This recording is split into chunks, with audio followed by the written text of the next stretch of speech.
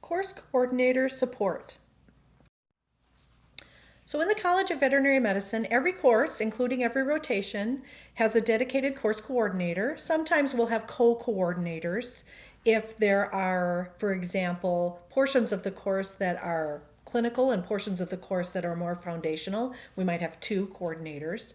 It's almost always a faculty member or multiple faculty members who are the course coordinators, and they have a wide range of responsibilities. Everyone recognizes that this is a significant amount of effort for the people who do this work.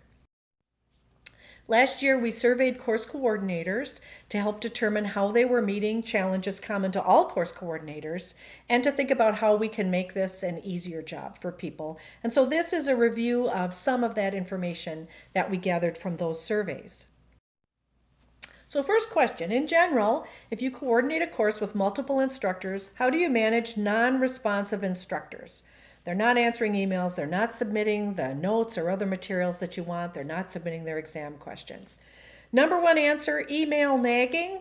Number two answer, in person or by phone nagging. So there was a lot of tracking people down in one way or another to get them to do these things, to get them to submit the things that they needed or to answer questions. So some recommendations that other people did beyond the nagging was just doing the work themselves or using things from previous years. And so they might be out of date at this point, but if they weren't given anything else, they just used what they had. Some people spoke about how difficult it was for junior faculty who were course coordinators, because if it's a senior faculty member, they felt like if they pushed them too hard, maybe that person wasn't going to vote for them at the time of promotion or things of that nature. And some people just said they CC their department chair on everything in the hopes that the chair could help enforce activity from that other person.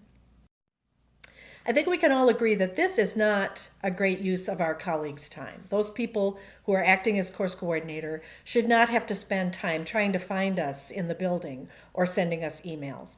So this is just a really sincere request for those of us who are instructors in courses to prioritize messages from the people you know are coordinating the courses in which you teach. And conversely, if you're not clear what's being expected of you, reach out to the course coordinator, be proactive and say, tell me exactly what I need. Do you need me to verify this schedule? Here's my materials that I have. Where do you want me to put them and when? Work with your course coordinator to try to make this all work as smoothly as possible. Next question, do you as the course coordinator evaluate the quality of the exam questions and change them as needed? So for example, correcting typos or making sure that the grammar doesn't give away the answer, things of that idea.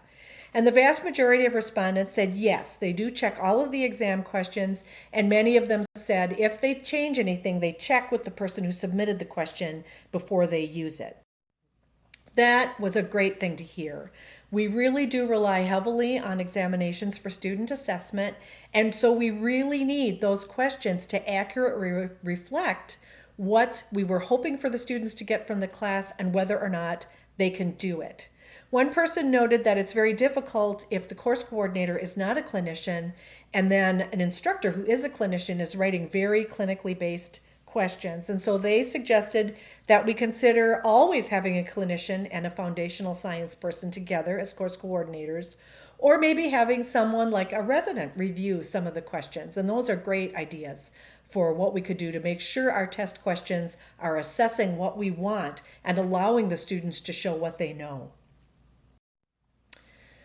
Next question.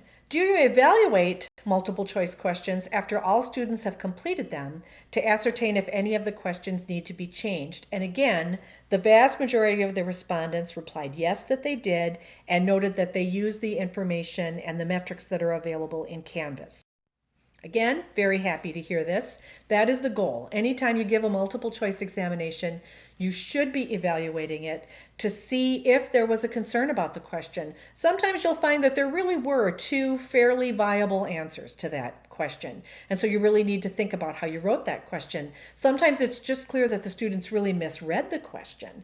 And so again, thinking about what am I going to do? Am I going to give them a point? Am I just going to drop this question for everyone? Lots of different ways that you can manage it. And if you go to the hard copy slides for this presentation, you can click on that link to a teaching tip that's already been posted. It's in our archives that talks about how to use data from Canvas to help you do those evaluations of your exam. Question: what resources, training, or other support would be most useful to you as a course coordinator? Number one was clerical support. This was for communications, reminding instructors when they were teaching, reminding students that this next week it's going to be a required in-person laboratory, keeping track of people who didn't get their assignments in, keeping track of people who needed to remediate an assignment. That sort of clerical support was the number one request. Number two was time for faculty development, that many of the course coordinators felt that they knew what they wanted to do to change or improve their course. They knew they wanted to redo their slides.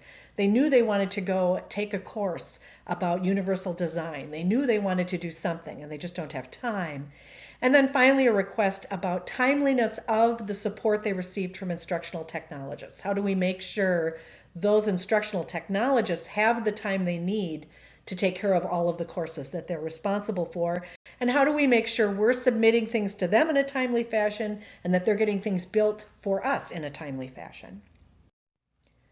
We surveyed the faculty as a whole about teaching, and those exact same concerns were brought forward by the faculty as a whole. So we know that clerical support is a growing need in the college, and we've taken some steps within academic and student affairs, and right now that's being evaluated. How can we create more of that sort of support in the most logical way?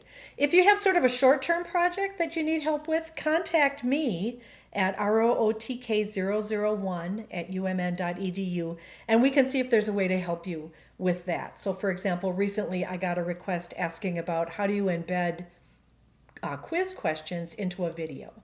And that's the sort of thing that's more of a short-term help that we might be able to find for you more readily than we can say you get someone to help you with a whole course. So think about that. If there are smaller bites we can take, that might be something we can more readily accomplish right now. The department and the college recognize the problem with time constraints, and we as academic and student affairs have very little control over that. So it's good that the departments recognize it because they're the ones who can really help address it, and it is part of the strategic plan. So I can't make you any promises of what might happen, but at least there is an awareness, and hopefully that will lead to some action.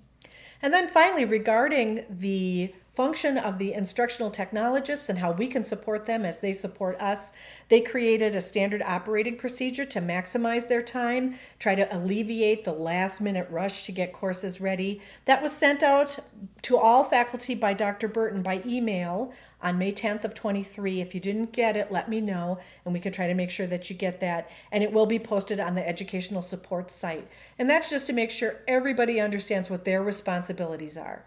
When should I be getting things to the instructional technologists?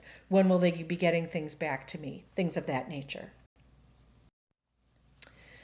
Question for the course coordinators: what was the best thing about being a course coordinator? So number one was getting to know the students and seeing the students progress from the beginning to the end of the course and from the beginning to the end of the curriculum.